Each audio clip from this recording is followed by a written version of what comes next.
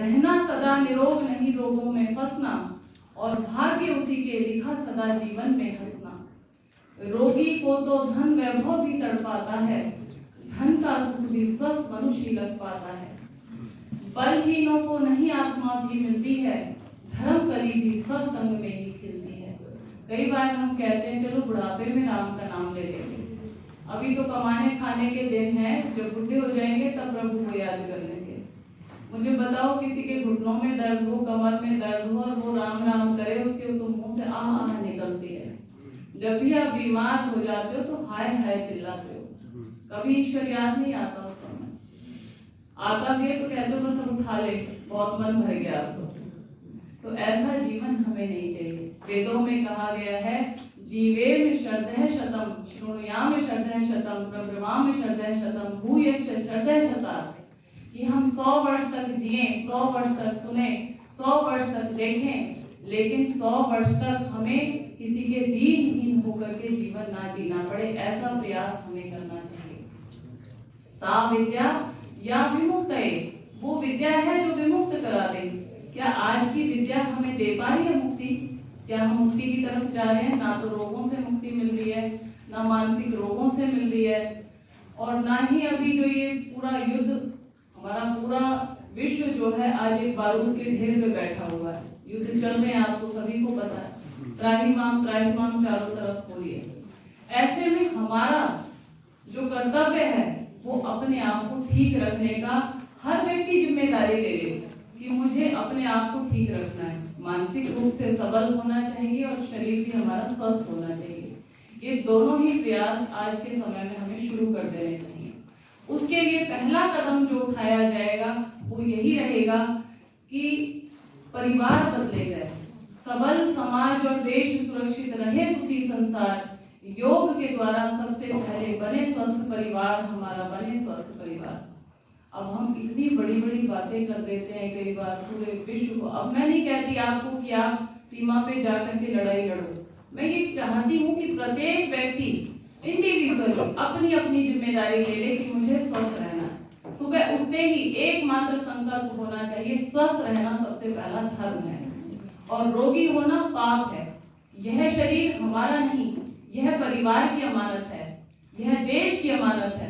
बीमार होने वाला अमानत में खयानत करता है। कितना अच्छा अभी सब लोग यहाँ बैठे हुए हैं, लेकिन एक व्यक्ति चिल्ला रहा हो यहाँ पे तो आप सब मेरा कोई बात ही नहीं सुनोगे, कहोगे उसको तो परेशानी हो रही है, भी पहुंचाओ हॉस्पिटल। कौन सुनेगा? यहाँ खाना तो आप भूल ही जाओगे। आप कभी बहुत अच्छे कोई फंक्शन अटेंड कर रहे हो, किसी का फोन आ जाए कि किसी का एक्सीडेंट हो गया है, किसी को कोई दुर्घटना हो गई, आपकी भूख बंद हो जाती है। सबसे पहला काम यही होता है, आप सारे काम छोड़ देते हो। तो बीमार व्यक्ति क्या कर रहा है? अमानत में खयानत कर रहा है। उस ईश्वर की सृष्टि में कोई बीमार नहीं था। याद कीजिए आप सतयुग, आपको तो सबको ये सब कुछ पढ़ाया जाता है, सतयुग में बीमारियां नहीं थी और उस समय सब लोग प्रसन्न रहा करते थे। तो ये बीमारी को भी हमने खत्म करना है अगर हम सतयुग बनाना चाहते हैं। तो उसके लिए हमें योग और प्राकृतिक चिकित्सा को अपने जीवन का एक हिस्सा बनाना होगा। अब हम आज के समय में ये कहें कि आपको कोई बहुत बड़ा कार्य करना है लेकिन शरीर अस्वस्थ है, बीमार आदमी सेवा करवाएगा या करेगा? बीमार आदमी हमेशा सेवा करवाएगा और सेवा जो करवाएगा वो तो पापी है। बीमार होना पाप है और स्वस्थ रहना धर्म है। अगर हम पाप और पुण्य की इतनी सी भी डेफिनेशन समझ लें तो हम बीमार नहीं होंगे। और बीमार क्यों होते हैं? आप कहोगे कि चाहता कौन है बीमार होना? ये तो परिस्थितियां हैं, ये तो हम हो जाते हैं, ये तो हेरिडिटी है। चाहता तो कोई नहीं है, जानबूझ के कोई बीमार नहीं होना चाहता। ये तो अनजाने में गलतियां होती हैं हमसे और हम हो जाते हैं। तो इसलिए आप प्रकृति के सिद्धांत को समझें कि प्रकृति क्या चाह रही है, प्रकृति हमें कैसे चलाना चाहती है। प्रकृति ने आपको ये केला दिया, पका पकाया बना बनाया फल, हम क्या कर रहे हैं? अभी इसको काटेंगे, घर जाकर के फलों को भी लाते हैं, काटते हैं, उसके अंदर नमक मिर्च मसाला डालते हैं और कई बार तो फलों की भी फ्राइड करके सलाद बना देते हैं। कितना बढ़िया तैयार किया है। नारी घर की डॉक्टर, दवा बने आहार, किचन बने डिस्पेंसरी, तो स्वस्थ बने परिवार। पर आज विडंबना देखिए, नारी ही रोगी, रोगी सर्व समाज। आज का जो हमारा INO, NIN और आयुष विभाग की ओर से ये शिविर जो लगाया गया है योग प्राकृतिक चिकित्सा का, और इसमें जो एक मुख्य हमारा बिंदु है महिला स्वास्थ्य, वुमेन हेल्थ, आज उसके ऊपर अब मैं आती हूँ कि हमारे घर में जो लेडीज हैं वो हमारी डॉक्टर हैं, जो हम कहते हैं ना हमारे फैमिली डॉक्टर हैं।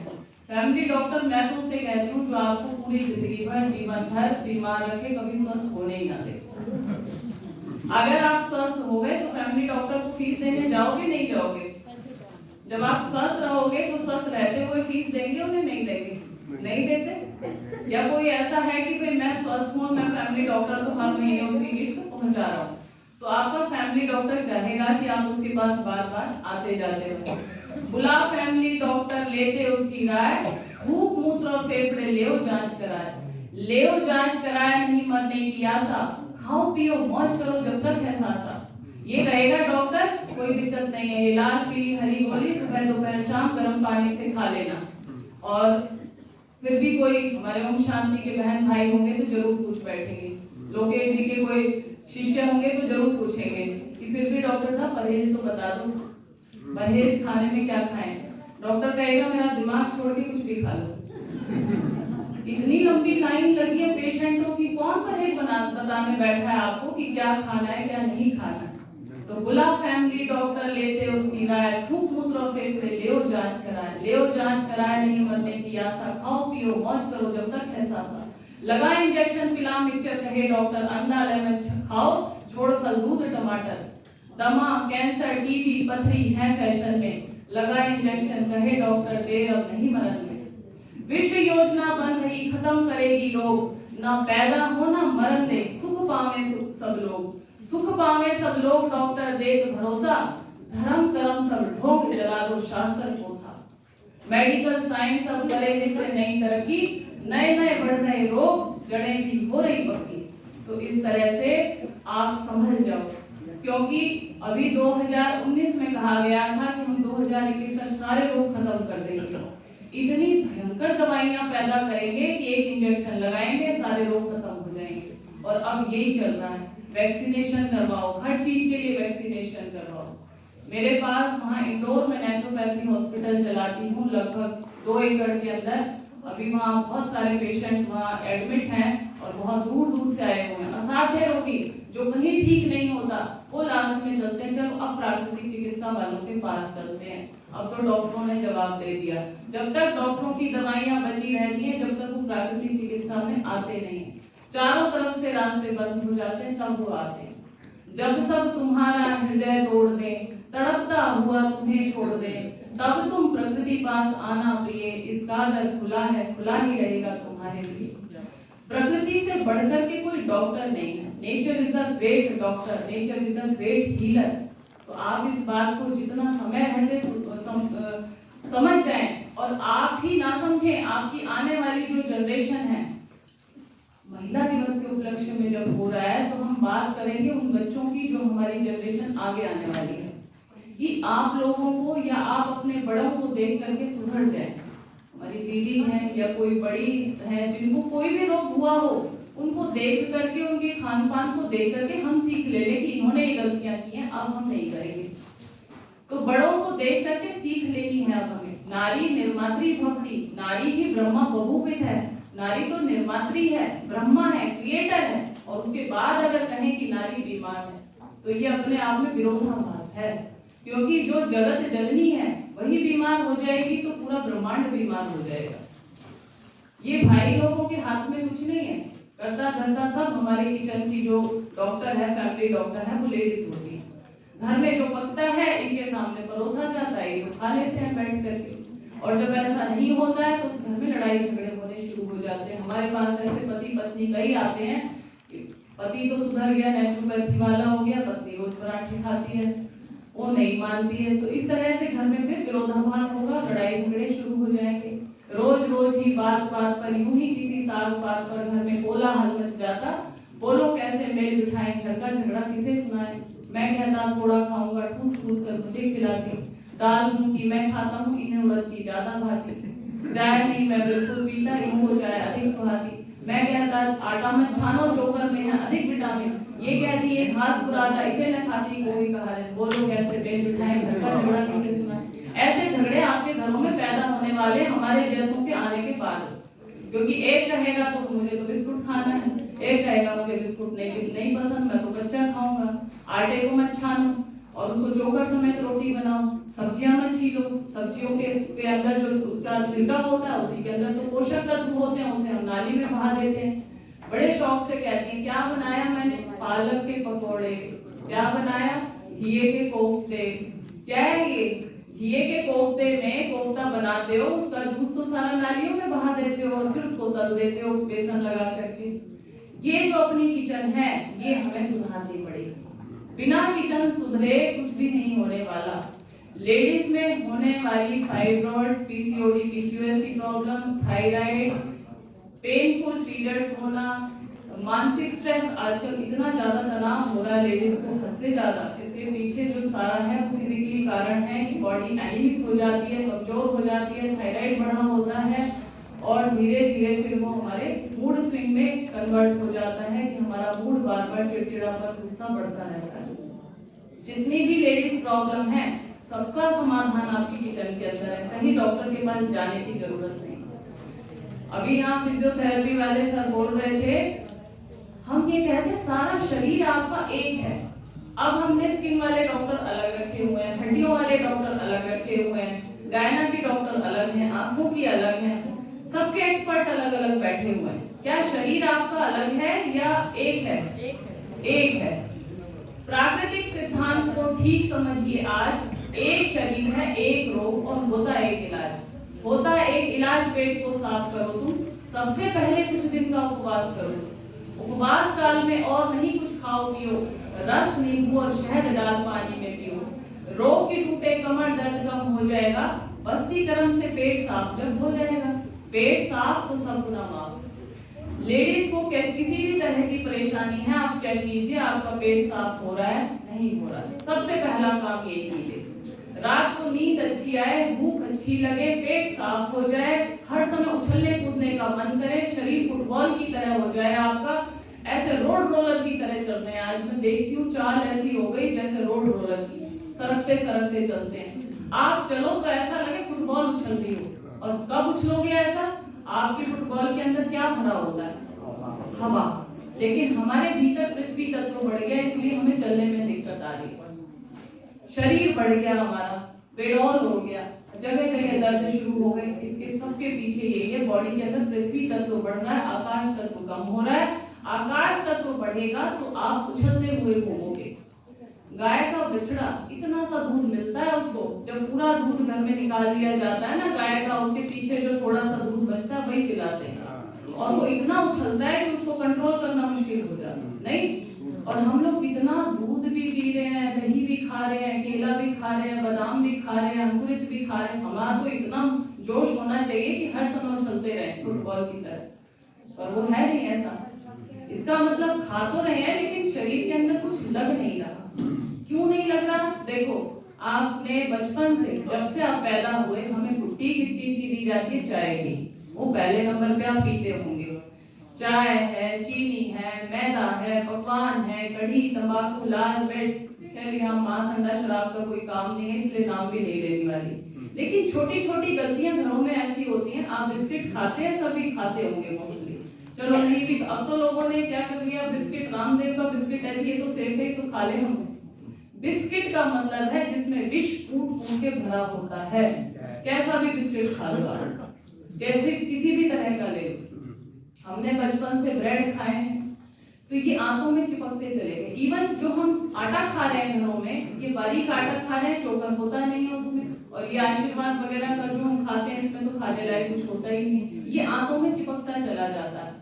हमारी जो 27 फीट लंबी आंतें हैं, इसके अंदर अगर इतना बारीक कोई चीज जाकर के चिपक जाएगी तो वो अंदर से निकलेगी नहीं और वो एक लेयर बना देगी, वहां सड़ेगी। सड़ेगी तो वहां फर्मेंटेशन होगा, फर्मेंटेशन होगा, गैस बनेगी, एसिडिटी बनेगी, कॉन्स्टिपेशन होगा। वहीं से सारी लेडीज प्रॉब्लम से लेकर के पुरुष तक की सारी समस्याएं वहीं से शुरू हो जाती हैं। सबसे पहले सड़ता है तो गैस बनती है, गैस बनती है तो फिर वहां से अपच होता है, डाइजेशन होता है, डायबिटीज से लेकर के कैंसर तक का कारण colon neglect the cause of death, colon irrigation the first implementation. अगर हमारी आंतों की उपेक्षा ना हो तो इंसान मरेगा नहीं। 100 वर्ष तक की तो गारंटी दी है, अभी मैंने बताया कि जीवेम शरदः शतम्, 100 वर्ष की तो गारंटी के साथ मिला है आपको ये शरीर।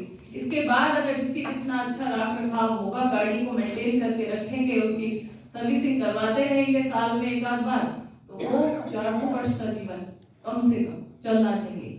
पर ऐसा तो अब मैं किसी से कह दूं ना कि भाई 100 साल तक जियोगे, क्यों गाली दे रहे हो लोगों को? अब जब लंबा जीना तो गाली लगने लग गया कि हमें नहीं जीना इतना। क्यों नहीं जीना? क्योंकि शरीर साथ नहीं दे रहा। मन तो होता है, इच्छा तो होती है कि अपने जो बच्चे हैं या पोते पोतियां हैं इनकी शादियां देखेंगे, अभी ऐसा होगा, लेकिन शरीर ने जवाब दे दिया।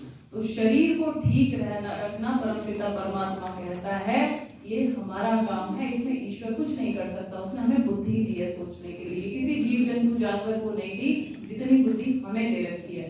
लेकिन उसके बाद भी हम फल फूल अन्न शाक मेवे छोड़ करके जहर इसके अंदर डालते हैं, तो उसमें ईश्वर हमारा हाथ नहीं पकड़ेगा, वो कहेगा नहीं आकर के कि तुम गलत खा रहे हो, सही रास्ते पे आ जाओ। तो सबसे पहले अपनी दिनचर्या ठीक करें, अपनी किचन को ठीक करें। और ये उत्तरदायित्व आज मैं पूरी तरह से माताओं के ऊपर डालती हूँ कि हमारे किचन में जो जहर बन रहा है उसको रोको। जहर कैसे बन रहा है? मैं देखती हूँ आजकल हमारे पास पेशेंट आते हैं, जी हम तो इतना बढ़िया खाना बनाते हैं, बाहर का नहीं खाते। मैंने कहा अच्छा, ये तो बहुत बढ़िया बात है, बाहर का नहीं खाते। बोले मैं बाजार जैसी दाल मखनी घर में ही बना लेती हूँ।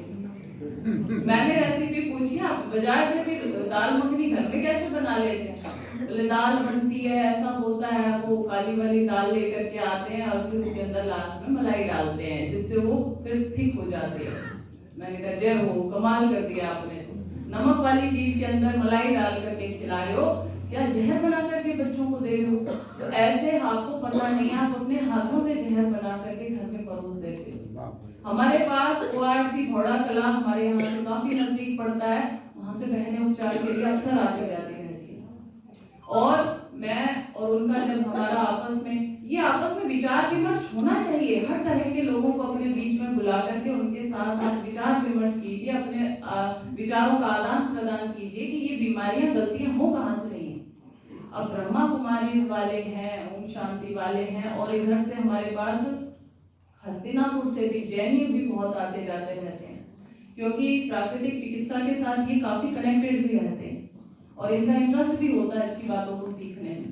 तो बहनें आकर के मुझे कई बार कहती हैं कि डॉक्टर साहब हम बहुत अच्छा खाते हैं, अपने हाथों से बना के खाते हैं, इवन हमारे यहाँ तो जो गार्डन है किचन का, सब्जियां सब वहीं उगती हैं, और फिर भी हमारे यहाँ बीमारियां पैदा हो रही हैं। दाल रोटी खाने वाले को भी कैंसर होगा, मांस खाने वाले को भी कैंसर होगा, शराब पीने वाले को भी कैंसर होगा। तो दोनों में अंतर क्या है? हम तो इतना शुद्ध सात्विक दाल रोटी खाने वाले और वो नॉनवेज खाने वाले, शराब पीने वाले, फिर अंतर क्या है? इससे अच्छा तो वही है। कई बार हमारे यहाँ कोई बीमार हो जाए ना, कहेंगे इससे अच्छा तो शराब पीने वाले मस्त पड़े रहते हैं, रात को एक पैक लगाते हैं और बढ़िया रहते हैं, तो आप लोग तो बड़े बीमार रहते हो। तो क्या डिफरेंस है? क्यों हम बीमार हो रहे हैं? शाकाहारी और वो भी बीमार, ये गाली है। युवा और वो भी बेरोजगार, ये भी गाली है। कोई कहे कि आपके घर में ईंधन ज्यादा, आज खाना नहीं बनेगा, आप कहोगे ईंधन ज्यादा है तो ज्यादा बनना चाहिए। तो बेरोजगार और वो भी शिक्षित और वो भी युवा, तो ये गाली है एक तरह से। और इस तरह से अगर हम ओम शांति में आ गए हैं, बड़े धार्मिक धर्म कर्म का जीवन जी रहे हैं और फिर भी बीमार रहते हैं, तो ये भी अपने आप में गाली लगेगी। अब इस और हमें कदम उठाना, हमें समझना है कि गलतियां कहाँ हो रही हैं। देखिए हम शाकाहारी हैं, कैसे पता चलेगा कि आप शाकाहारी हो? आपके खाने में 80% शाक होना चाहिए। अब दाल रोटी चावल छोले राजमा कढ़ी पकौड़े ये सब क्या है? अन्न है, इसमें कोई कुछ भी आपका शाक नहीं है। शाक है जिन्हें आप कच्चा खाते हो, घी का जूस है, फल है, सब्जियां है, सलाद है, ये है शाक।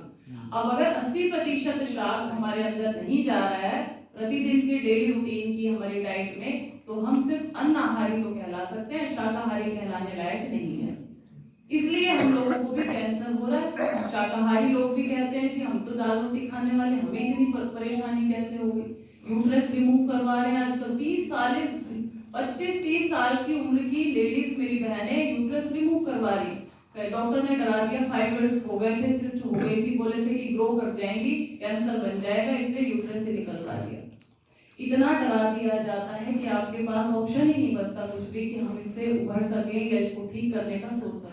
कैसी भी फाइबर्स हो, कैसी भी आपकी सिस्ट हो, यूट्रस के अंदर हो, ओवरी के अंदर हो, या आपकी किडनी के अंदर हो, गाल ब्लैडर के अंदर हो, शरीर का टॉक्सिन्स है ये, और जहां जमेगा वहां रोग का अलग अलग नाम पड़ता जाएगा। पेट में मल सड़ा तो कोलाइटिस बन गया, घुटनों में आ गया तो आर्थराइटिस बन गया, कंधों में चला गया तो सर्वाइकल बन गया, सिर में गया तो माइग्रेन बन गया, चेस्ट में गया तो ब्रोंकाइटिस बन गया, नाक में गया तो साइनोसाइटिस बन गया, स्किन में गया तो सोराइसिस बन गया।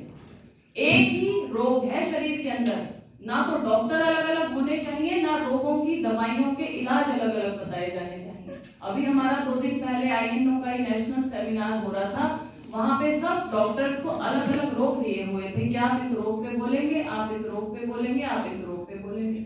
मैंने कहा ये तो प्राकृतिक चिकित्सा के विरुद्ध है, क्योंकि प्राकृतिक चिकित्सा कहती है कि शरीर एक ही है, रोग भी एक ही है और उसका इलाज भी एक ही है। जिस दिन हमें समझ में आ जाएगा कि रोग जहाँ जमता है, जहाँ कमजोर जगह देखता है, वहां से निकलना शुरू हो जाता है। 4 रास्ते हैं शरीर से गंदगी के निकलने से, मलमूत्र से, पसीना से और श्वास से। जब ये चारों रास्ते किसी भी तरह से ब्लॉक होने शुरू हो जाते हैं तो प्रकृति एक 5वां रास्ता खोल देती है। किसी के घुटने में दर्द हो गया, किसी को दमा हो गया, किसी को नाक बहने लग गई, किसी को शरीर के ऊपर फोड़े फुंसियां निकल आए। ये जो 5वां रास्ता है इसको हम रोग कहते हैं। अब हम ये समझ जाएं कि प्रकृति बड़ी दयालु है। 4 रास्ते से गंदगी नहीं निकल पा रही थी, उसने 5वां रास्ता खोल दिया, इसने बुरा क्या किया? ईश्वर तो बड़ा दयालु है। इतनी भयंकर हम गलतियां करते हैं, इतना जहर खाते हैं, फिर भी निकालता रहता है अंदर से किसी भी तरह से हमें जिंदा रखे हुए है। ये बहुत बड़ी बात है। इंसान ने चारों तरफ तो पॉल्यूशन फैला रखा है, सुगंधी फैलाने के लिए कभी कुछ करता नहीं है। तो इतना होने के बावजूद हमारा शरीर चल रहा है, इसका मतलब परमपिता परमात्मा कितना दयालु है। हम उसकी अभी सृष्टि को समझ ही नहीं पा रहे हैं। जब रोग हो तो ईश्वर को धन्यवाद दिया करो कि तूने ये 5वां रास्ता खोल दिया, मुझे पता चल गया मेरे शरीर के 4 अंग काम नहीं कर रहे। तुरंत अलर्ट हो जाया करो कि अब मुझे शरीर की क्लींजिंग करनी है, शरीर को साफ करना है। लेकिन साफ करने की बजाय हम भागते हैं डॉक्टर के पास। डॉक्टर जाते ही आपको दवाई दे देगा, कहेगा ये 4 दिन खाना, ठीक हो जाओगे। ऐसी क्या जादू की गुड़िया दे दी उसने कि 3 दिन 4 दिन में आप ठीक हो जाओगे? और क्यों वो रोग आया? कभी सोचते भी नहीं आप इस बात पे कि कुछ हमने गलत खाया हो, कुछ गलत रहन सहन किया हो। दिमाग में ही नहीं आती ये बातें, क्योंकि अब शरीर आपका ठीक हो चुका है 3 दिन दवाई खाने के बाद। अब थोड़े दिन बाद वो विकार फिर निकलने की कोशिश करेगा। आप फिर दवा खाएंगे, कहेंगे भाई 3 दिन खाई थी, अब फिर 3 दिन खा लूंगा तो मैं ठीक हो जाऊंगा। आप फिर दवाई खाते, फिर ठीक हो जाते। मान लो कोरोना हुआ, किसी को बुखार हुआ, डेंगू हुआ, चिकनगुनिया हुआ, प्लेग हुआ, कुछ भी रोग हुआ, सब ऐसे ही कर रहे हैं आजकल। जाते हैं डॉक्टर के पास, दवाई देता है, कई बार एडमिट भी कर देता है, 2-3 दिन ग्लूकोज चढ़ा देता है, घर आते हो कहते हो मैं ठीक हूँ। रूटीन फिर वही शुरू हो जाता है जो पहले चल रहा था। और ये रूटीन हमारा चलता रहता है। थोड़े दिन बाद पता चलता है डायबिटीज हो गई, हमारे रोगेश भैया डायबिटीज के एक्सपर्ट हैं। उसके बाद पता चलता थायराइड हो गया, फिर पता चलता है किडनी खराब हो गई।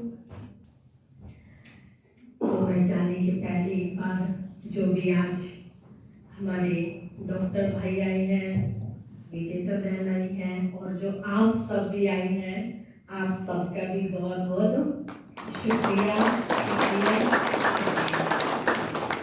और आज तो बहुत सारे वक्ता हैं बोलने के लिए। हम जो चाहते हैं शायद टाइम हमें कम मिले, लेकिन मेरा जो पर्सनल इच्छा है कि कभी एक एक को बुला के, लवकेश भाई की जिम्मेवारी है, कभी एक एक को बुला के हम उनका पूरा लाभ लें। आप आई हमें खुशी है, लेकिन जितना आप हमें देना चाहते हैं, कि तो समय की भी अपनी सीमा है ना, वो हम भी नहीं ले पाते हैं, और जो हम लेना चाहते हैं वो आप भी नहीं दे पाते। तो समय प्रति समय मैं तो कहूँगी कि एक एक को बुला करके, जैसे इतना अच्छा ये विजेता बहन बोल रही थी, मुझे तो लग रहा था अभी तो देखो आधे भी नहीं आए। आज संडे है ना, किसका कोई प्रोग्राम, किसका कुछ प्रोग्राम। आज हमारे सेंटर में कई सारे प्रोग्राम है, तो सभी ना आ नहीं पाए। तो याद आया तो मैंने कहा सारे बहनों को बुला के पूरा बोल भरा हुआ हो और उसमें आप ये सारी चीज़ें बताएं तो देखो कितने को लाभ जो है मिल सकते हैं। और सबसे बड़ी जिम्मेवारी तो हमारी माताओं बहनों की होती है। और सही कहा कि ब्रह्मा तो हमारी माताएं बहनें हैं, जो बनाने और बिगाड़ने का काम तो यही कर रही है, ऐसी है ना। तो हम चाहेंगे कि आप दोबारा भी आए और भरपूर करके जाए। हम सबके घुटे खटखट कर रहे हैं, फिजियोथेरेपिस्ट आए हैं, तो दर्शन हमने कर लिए, उनकी थोड़ी बहुत चकाचौंधी करें, उससे थोड़ा दर्द हमारा ठीक हो जाने वाला है। तो हम चाहेंगे ये भी स्पेशल आवे, ठीक है ना। बाकी आ जाए, आप सबका बहुत बहुत शुक्रिया शुक्रिया। आगे सुनते हैं। अच्छा, बहन जी को अभी जाना है तो आईएनओ की तरफ से है। दीदी के लिए एक बार जोरदार ताली।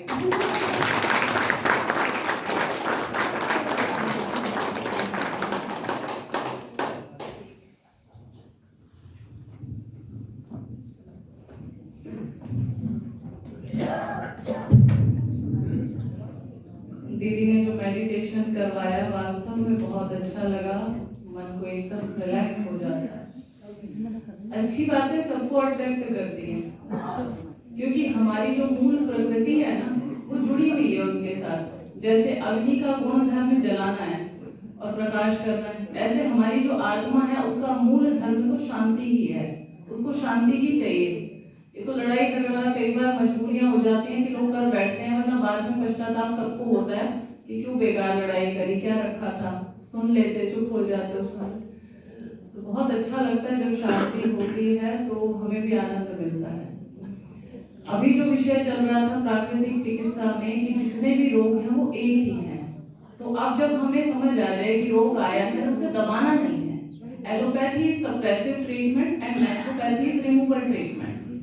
अगर हमें शरीर के अंदर से रोग को निकालने की प्रक्रिया पता चल जाए तो वो रोग आगे नहीं बढ़ेगा, या एक रोग के 1000 रोग नहीं बनेंगे। अब वो निकालने का तरीका कौन सा है? वो है प्राकृतिक चिकित्सा, योग में जीवन। प्राकृतिक चिकित्सा को थेरेपी इसलिए बनना पड़ा क्योंकि हम लोग नेचर से अलग हो गए।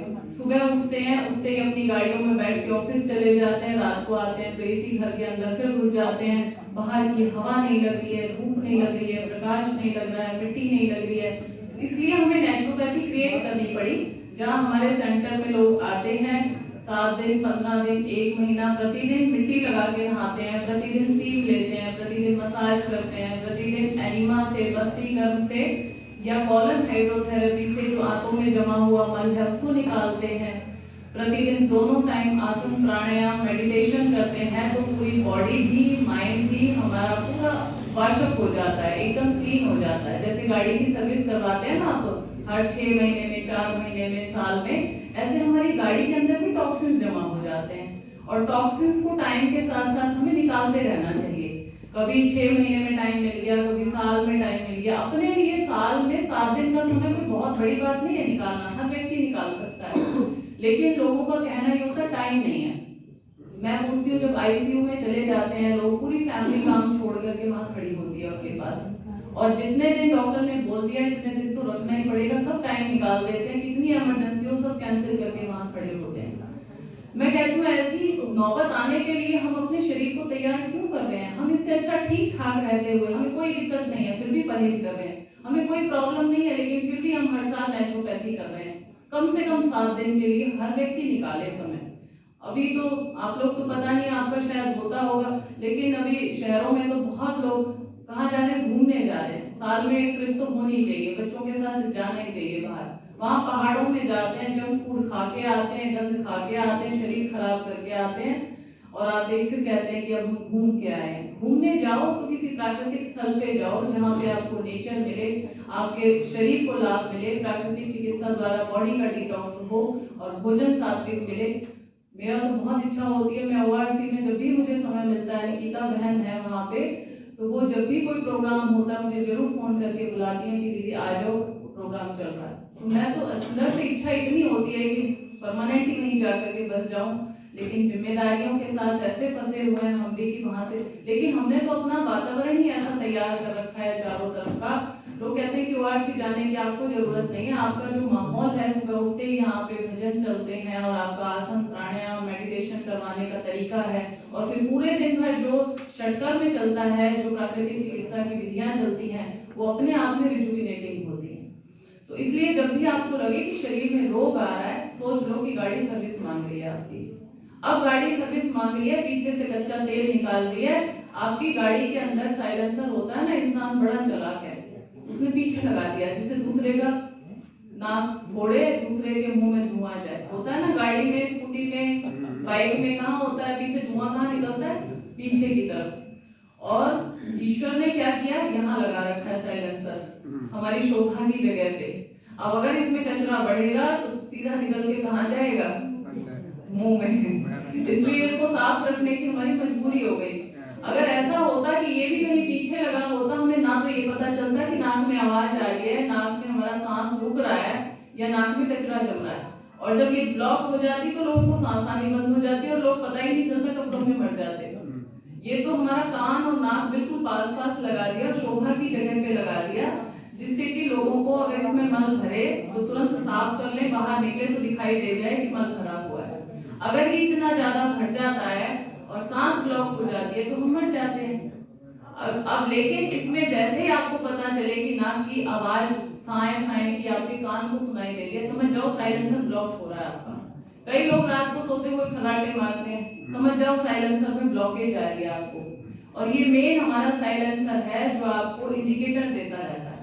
शरीर के अंदर बहुत सारे इंडिकेटर लगे हुए हैं और आपको तुरंत चेतावनी दे देते हैं कि सुधरो, कुछ अलर्ट हो रहा है। सांस आने में दिक्कत हो जाती है, अभी कोरोना हुआ ना, लोगों को सांस आने में दिक्कत हो रही थी, तो समझो यहाँ ब्लॉकेज आनी शुरू हो गई है। तो तुरंत हमें चेत जाना चाहिए। क्या करना है?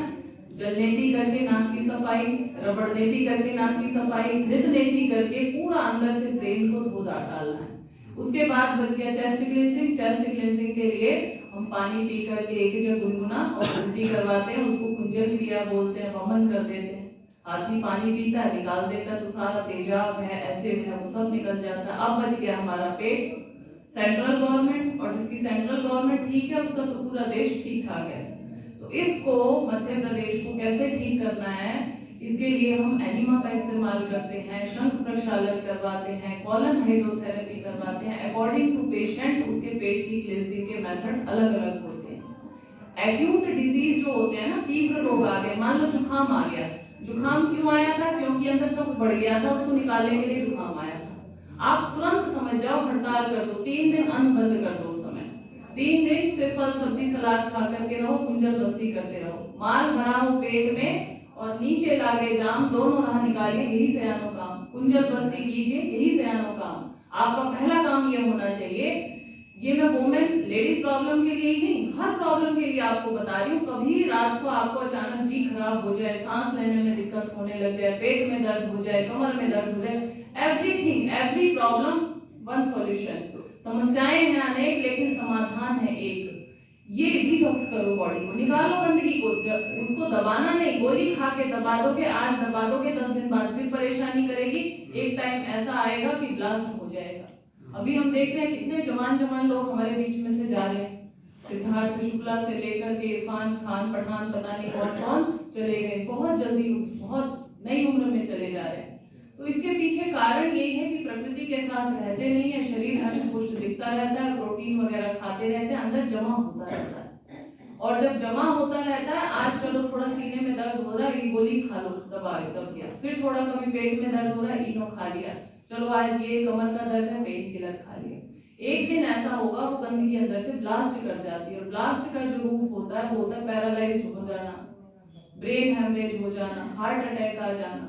ये सारी प्रॉब्लम एक दिन में क्रिएट नहीं होती, धीरे धीरे टाइम के साथ साथ अंदर जमा करते रहते हैं, और जमा करते करते जब नहीं जमा होता है तो फिर वो ब्लास्ट हो जाता है। इसको कहते हैं सोए तो थे, बहुत अच्छा खीर हलवा पूरी सब खा रहे थे, कोई दिक्कत भी नहीं थी, बिल्कुल ठीक ठाक थे, लेकिन सुबह उठ ही नहीं पाए। ऐसा क्यों हुआ? क्योंकि बाहर निकलने के लिए उसको टाइम ही नहीं मिला। बाहर निकलता है तो हम दुखी हो जाते हैं कि निकल क्यों रहा है, और अंदर दबता रहता है, अचानक सोए के सोए रह जाते हैं। तो इसलिए छोटे से भी रोग को अगर निकल रहा है तो दबाने की कोशिश ना करें।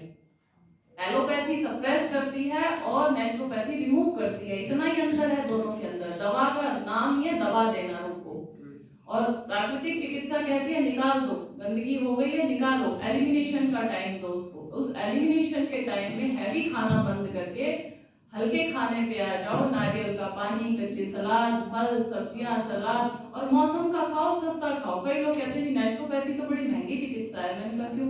बोले जी फल खाने पड़ते हैं। इतने फल कहाँ से हैं? फल बड़े महंगे हैं। मैंने कहा बेर खाओ, अमरूद खाओ। कौन कह रहा है आप अनार खाओ या कीवी खाओ? जो हमारा लोकल है चारों तरफ जो सस्ता फल है उसको लेकर के आओ आप। सब्जियों में गाजर है, मटर है। मटर नहीं खाते, कहते पेट में दर्द कर जाएगा, बादी हो जाएगी। मटर को कच्चा खा लो, पेट दर्द करेगा, गुड़गुड़ होगी और पेट साफ हो जाएगा अपने आप। तो इसलिए जो भी फल सब्जियां सलाद सस्ते मौसम के अपने चारों तरफ जो भी मिले, और सबसे बढ़िया तो मैं आज ये कहूंगी छोटा सा किचन गार्डन बनाओ जिसमें पालक के पत्ते, मेथी के पत्ते, धनिया के पत्ते सब हो अवेलेबल। 2-2, 4-4 आपको मिलते रहे। कच्चा खा लिया करो ऐसे तोड़ करके, उनको पत्ते मिल जाए आपको जामुन के, अमरूद के, किसी भी चीज के 2-2, 4-4 पत्ते। बकरी का दूध सबसे ज्यादा गुणकारी क्यों माना जाता है? क्योंकि पत्ते खाती है। गाय का दूध क्यों अच्छा है? आज मैं एक बात आपको कहूंगी, लोग बड़ा पूछते हैं ये कि ताकत महसूस नहीं हो रही, ताकत नहीं आ रही शरीर के अंदर। गाय क्या खा रही है? घास खा रही है। घोड़ा क्या खा रहा है? घास खा रहा है। ये हाथी जो सबसे ज्यादा ताकतवर जीव है वो भी घास खा रहा है। तो ये इंसानों में ताकत क्यों नहीं आ रही? बादाम भी खा रहे हैं और ये सब दूध भी पी रहे हैं, कैल्शियम की सप्लीमेंट भी खा रहे हैं, आयरन भी खा रहे हैं, इनमें ताकत क्यों नहीं रही? तो वो ताकत ना रहने के पीछे कारण क्या है कि जो हम खा रहे हैं तो केमिकल वाला खा रहे हैं सारा। जो कुछ भी खाते हैं उसके अंदर वो होता ही नहीं जो हमें मिलना चाहिए शरीर को। आप 4-4 पत्ते भी पालक के खाना शुरू कर दोगे, आपकी आयरन डेफिशिएंसी खत्म हो जाएगी। एनीमिया जो हो रहा है शरीर के अंदर वो धीरे धीरे खत्म हो जाएगा। तो ज्यादा नहीं, मैं कह रही हूँ ऑर्गेनिक फूड, क्योंकि अब नेचुरोपैथी के बाद जो अब चैप्टर नया खुलेगा वो ऑर्गेनिक भोजन का ही होगा, क्योंकि लोगों को भोजन मिलेगा ही नहीं। दूध पीना चाहते हो तो गाय रखो घर में, पालो, उसकी मेहनत करो, इतना गाय के पीछे सेवा करो। दूध पीने का अधिकारी वही है जो इतना काम करता है। और सारे रोगों की अगर जड़ यही पे है कि हमारा काम खत्म हो गया, मोड ऑफ वर्क तो है नहीं, और बैठे बैठे बादाम भी चबा लेते हैं, मूंगफलियां भी चबा लेते हैं, सब कुछ खाने की कोशिश करते हैं, सोचते हैं ताकत आ जाएगी। बिना काम किए ताकत नहीं आएगी। तो इसलिए जब तक आप रोटी खाना चाहते हो, आटा खाने की इच्छा रखते हो, तो घर में चक्की बनाओ। एक चक्की चलाओ, खुद पीसो, खुद खाओ। उससे मोटा आटा पिसेगा और फिर उससे रोटी बना करके खाओ। पहले यही हुआ करता था, सुबह उठ के सब लेडीज पहले पीसा करती थी, ताजा पिसता था, जिस दिन खाना होता था उसी दिन आटा बनाते थे, उसी दिन खाते थे। तो ये प्रथाएं धीरे धीरे खत्म हो गई। अब तो मार्केट से थैली उठा के ले आते हैं, और ये जो थैली वाला आटा जो खा रहे हैं, इसे खा करके तो कोई स्वस्थ रह नहीं सकता। तो या तो आटा खाओ मत, या तो दूध पियो मत। पीना है तो गाय की सेवा करो, और खाना है आटा तो चक्की पीसो। पहले कहावत हुआ करती थी, मर्दों को कस्सी और औरतों को चक्की घर में जरूरी है। और वो जब चक्की चलाया करती थी, उनका यूट्रस मजबूत होता था, उनका पेट मजबूत हो जाया करता था। खड़े खड़े छाछ से जब वो चलाती थी तो उनके हाथों में ताकत रहती थी, बहुत ताकत हुआ करती थी। हमारी पुरानी जो माताएं बहनें हैं, यहाँ पे भी होंगी जिन्होंने ये सारे काम किए होंगे। और आजकल के बच्चियों को देख लो ना, थोड़ा सा लिखते लिखते ना उनके एग्जाम होते हैं तो कहते हाथ में दर्द हो रहा है, एग्जाम दे के आई हूँ। मैंने कहा क्यों? एग्जाम था ना इसलिए हाथ में दर्द हो गया। बताओ, पेन चलाते चलाते भी हाथ में दर्द हो जाता है। तो इसलिए मेहनत करने की आदत, शरीर को स्वस्थ बनाने की आदत और मजबूत बनाने की आदत बहनों को डालनी चाहिए। कोमल है, कमजोर नहीं, शक्ति का नाम ही नारी है। अब लड़के तो पैंट शर्ट पहन करके दौड़ करके भाग करके बस पकड़ लेती हैं, लेडीज कहेंगी मैं तो कमजोर हूं, मैं कैसे भागूं?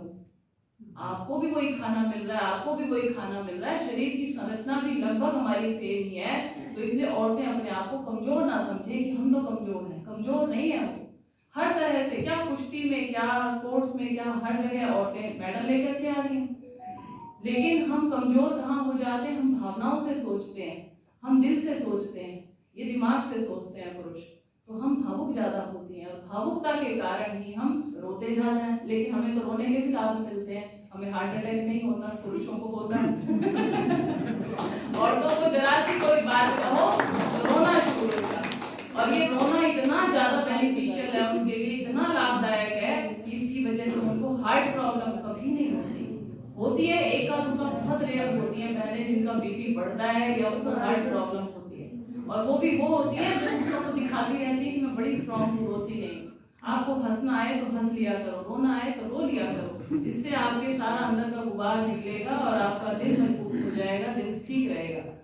तो हमें तो इतने सारे वरदान प्राप्त हैं, मेनोपॉज का भी एक वरदान है, पीरियड्स का भी एक वरदान है। अभी आपको सुनकर के हैरानी होगी, लेकिन मैं तो कहती हूँ लेडीज होना अपने आप में बहुत अच्छी बात है, बहुत बढ़िया सिचुएशन में हो आप, पुरुषों की स्थिति से ज्यादा दयनीय है, क्योंकि जितनी हमारी हीट पूरे शरीर पूरे महीने की होती है वो इसमें निकल जाती है, और इतने सारे रोग भी इसके द्वारा निकल जाते हैं अगर ये स्वस्थ हो तो। लेकिन बच्चियां कहती हैं कमर में दर्द हो रहा है, पीरियड्स के समय में कभी भी आपको दर्द नहीं होना चाहिए। अगर हमारे घरों में बच्चियों को हो रहा है तो समझ जाओ आगे आने वाली पीढ़ी खतरे में है। हो सकता है इस बच्ची को आगे जाकर के इनफर्टिलिटी होगी, ल्यूकोरिया की प्रॉब्लम होगी, किसी भी तरह की लेडीज प्रॉब्लम उसको शुरू हो सकती है। तो हमें आगे आने वाली पीढ़ी को बचाना है। आज हम इस वेबिनार के माध्यम से आगे आने वाली जनरेशन को बचाने की कोशिश करें कि जो गलतियां हमने कर रखी हैं वो बच्चियां ना करें। क्या हो रहा है, छोटी बच्चियां 8 साल से लेकर टीनेज में और युवावस्था तक उनको मेहनत करने की आदत डालें, उनको पौष्टिक भोजन दें। कई बार लड़कियां वेट लूज करने के चक्कर में या जीरो फिगर बनाने के चक्कर में खाना छोड़ देती हैं, और खाना छोड़ करके बाहर कोल्ड ड्रिंक पी लेंगी, चिप्स खा लेंगी, लेकिन घर का खाना छोड़ देती हैं। कॉलेज में गए हैं, वहां घर पे तो खाने का टाइम नहीं था, वहीं पे खा लिया। तो उनकी डाइट की ओर ध्यान दें, उनकी एक्सरसाइज की ओर ध्यान दें कि आगे आने वाले समय में किसी का एबॉर्शन ना हो, किसी का मिसकैरेज ना हो, किसी का सिजेरियन ना हो, और ल्यूकोरिया ना हो, यूट्रस रिमूव ना हो। तो ऐसी समस्याओं से बचने के लिए हमें उन्हें तैयार करना पड़ेगा। आप एक एक माता लग जाओ कि इन बच्चियों को हमें शिक्षा देनी है कि देखो 1 घंटा पसीना जरूर बहाया करो। खाना तब मिलेगा जब पहले 1 घंटा पसीना बहाओ, दौड़ो, भागो, रस्सी कूदो, मुंदर चलाओ, सूर्य नमस्कार करो, कुछ भी करो। फिजिकल एक्टिविटी हर बच्ची के लिए बहुत जरूरी है। फिजिकल एक्टिव बच्ची एक स्वस्थ माँ बन सकती है, एक स्वस्थ पत्नी बन सकती है। अब बहुत ज्यादा पेन हो रहा है, पेट में दर्द हो रहा है, पीरियड्स आ रही है, तो होना ही था जी, इस टाइम में होता ही है। उसे बोतल दे देते हैं, दवाई दे देते हैं, भाई होना ही है। कोई भी किसी भी समय पीरियड्स में बिल्कुल पेन होता ही नहीं माताओं को, बहनों को, ये नेचुरल प्रोसेस है सारा। अपने आप डिलीवरी नेचुरल होनी चाहिए, किसी तरह का कोई सिजेरियन होना नहीं चाहिए। हम ये प्रणबद्ध करें। मेरी बेटी 5 किलो की जब पेट में थी, उसका क्योंकि पापा की उसकी पिताजी की हाइट ज्यादा है तो बच्चे की नेचुरली हाइट ज्यादा होगी। अब डॉक्टर्स को इससे कोई लेना देना नहीं, बोले जी बच्चा 5 किलो का हो गया पेट में, अब तो सिजेरियन करना पड़ेगा आपका। मैंने कहा क्यों, ऐसे कैसे सिजेरियन करना पड़ेगा? मैंने रात को ही सोचा, मैंने कहा ये क्या दिक्कत हुई कि 4 किलो तक का बच्चा तो पैदा हो सकता, 5 किलो का बच्चा नॉर्मल नहीं होगा। मैंने रात को विचार किया, मैंने कहा ये नहीं हो सकता, ये तो गलत बात है। मैंने डॉक्टर को जाकर के बोला, मैंने कहा डिलीवरी तो नॉर्मल ही होगी। डॉक्टर डरा देता है, कहेगा वेट बढ़ गया, बच्चे ने पॉटी कर दी, अब तो बच्चा उल्टा हो गया, बच्चे ने सुसु कर दी, अब तो इसको सिजेरियन करना ही पड़ेगा। और आप ना चाहते हुए भी, क्योंकि आपको तो कुछ पता होता नहीं है कि क्या होना है क्या नहीं होना। वो जो पहले दाई हुआ करती थी हमारे घरों में, वो खत्म हो चुकी है। तो उस समय बच्चे का पेट काट करके निकाल देते। 5 किलो की बेटी मेरी नॉर्मल हुई, वो बिल्कुल दुबली पतली सी थी, लेकिन उसकी हाइट ज्यादा थी।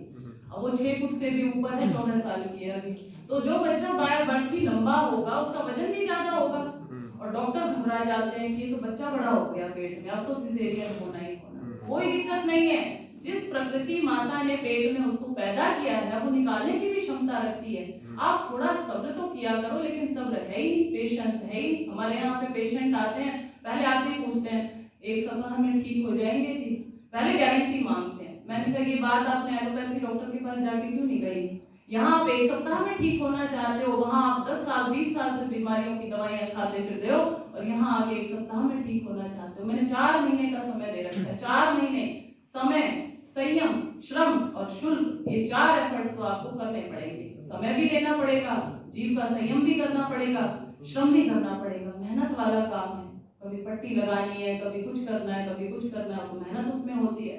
कोई ऐसा काम नहीं है जो आपको लिटाए लिटाए स्वस्थ कर दे। और चौथा है शुल्क।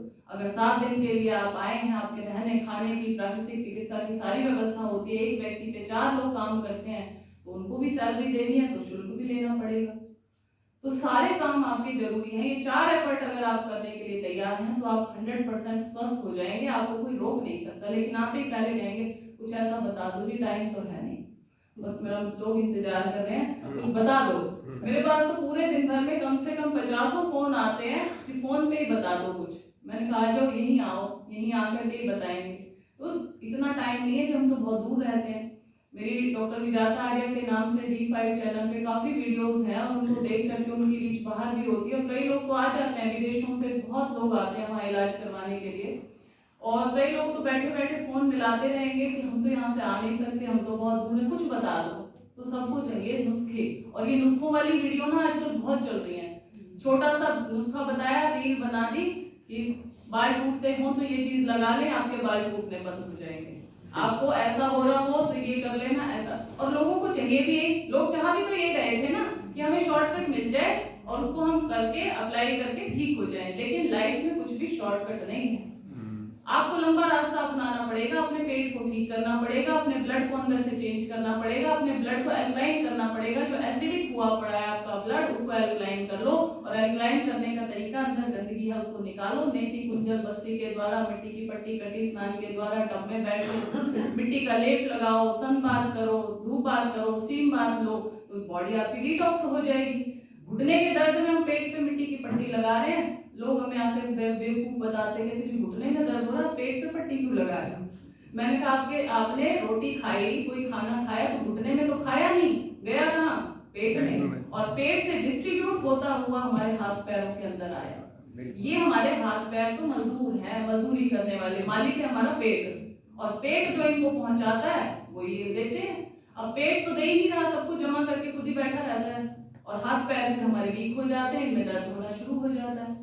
तो पेट में जब हमने खाया होता है, अगर वहां से कैल्शियम सही बनकर के हड्डियों में चला जाता तो क्यों दर्द होता? अगर हमारे पेट में खाया हुआ आयरन बन जाता, हमारे खून में चला जाता, तो खून क्यों कम होता हमारा? तो इसलिए पेट पे ध्यान दो कि हमारा हाजमा, हमारा पाचन शक्ति ठीक रहे। उसके लिए हम मिट्टी की पट्टी पेट पे ही लगाएंगे। कटी स्नान करेंगे तो वो भी पेट का इलाज करेंगे, जिससे आंतें हमारी ठीक हो जाए। पहले पुराने जमाने में ये कहावत थी कि ज्वर जुखाम और पावना और मंगता चार, 3 दिन करो लंघना फिर ना आवत द्वार। आपके घर पे कोई अतिथि आए, ज्वर आए, जुखाम आए, 3 दिन उसको लंघन करवा दो, 3 दिन खाना मत दो, वो भाग जाएगा वहां से। तो इस तरह से शॉर्टकट तरीका आपको मैंने बता दिया। घर में कभी करना हो, 3 दिन रोटी छोड़ देना, अन्न छोड़ देना, और फल सब्जी सलाद खा के रहना। वैसे तो हम एक दिन लिक्विड फास्टिंग, एक दिन जूस फास्टिंग, एक दिन फिर फ्रूट डाइट, इस तरह से बताते हैं। लेकिन घर में पॉसिबल ना हो तो कम से कम आप फल सब्जी सलाद भरपूर खा लें, प्लेट भर भर के खाएं, कोई दिक्कत नहीं आपको। कितना ही क्वांटिटी में खा लें। अमरूद ज्यादा खा जाओगे क्या होगा अगले दिन आपको? लोग बड़ा घबरा जाते हैं, मेरे को दस्त लग गया, पपीता नहीं देना, पपीता खाने से मेरे पेट में दर्द हो जाता है, मेरे को दस्त लग जाता है। लूज मोशन हो जाए तो परेशान, कॉन्स्टिपेशन हो जाए तो परेशान। लोगों को जिनको परेशान रहने की आदत हो गई वो परेशान ही रहते हैं। मैं कहूंगी खुशखबरी है जी, बुखार चढ़ गया आपको। हमारे यहाँ आते हैं दूसरे तीसरे दिन सबको बुखार चढ़ता है, और बुखार चढ़ते ही कहेंगे तबीयत बिगड़ गई हमारी। मैंने कहा तबीयत बिगड़ी नहीं है महाराज, तबीयत सही हो गई। तबीयत तो अब तक बिगड़ी हुई थी। बुखार जो चढ़ता है वो हमारे अच्छे के लिए आता है। हमारे जो हिपोक्रेट्स हैं वो कहते हैं give me the fever I will give you health. मुझे फीवर दो, मैं आपको स्वास्थ्य दूंगा। तो हम लोग कोशिश करते हैं कि आपको फीवर चढ़ाया जाए।